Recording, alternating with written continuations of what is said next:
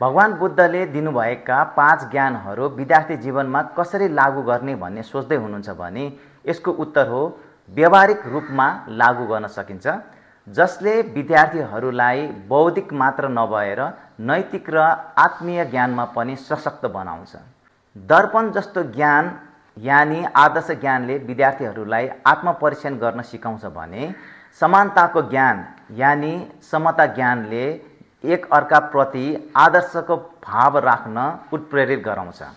विवेकशील ज्ञान यानी प्रतिवेक्षण ज्ञानले विद्यार्थीहरूलाई इमोसनल डिसिजन भन्दा यथार्थमा आधारित भएर डिसिजन गर्न मद्दत पुर्याउँछ भने कर्मसिद्धि ज्ञान यानी कृत्य अनुष्ठान ज्ञानले विद्यार्थीहरूलाई पढाइ, व्यवहार अनि समय व्यवस्थापनको लागि जागरुकता दिलाउँछ।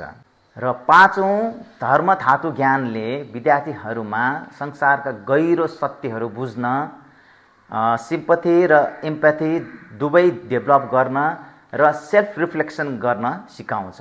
यी सबै ज्ञानहरू आफ्नो जीवनशैलीमा अपनाउन सके विद्यार्थीहरू एकदम सफल बन्न मद्दत गर्दछ। तपाईं यी ज्ञानहरू आफ्नो जीवनमा लागू गर्ने प्रयास गर्दै हुनुहुन्छ? कमेन्ट गर्नुहोला।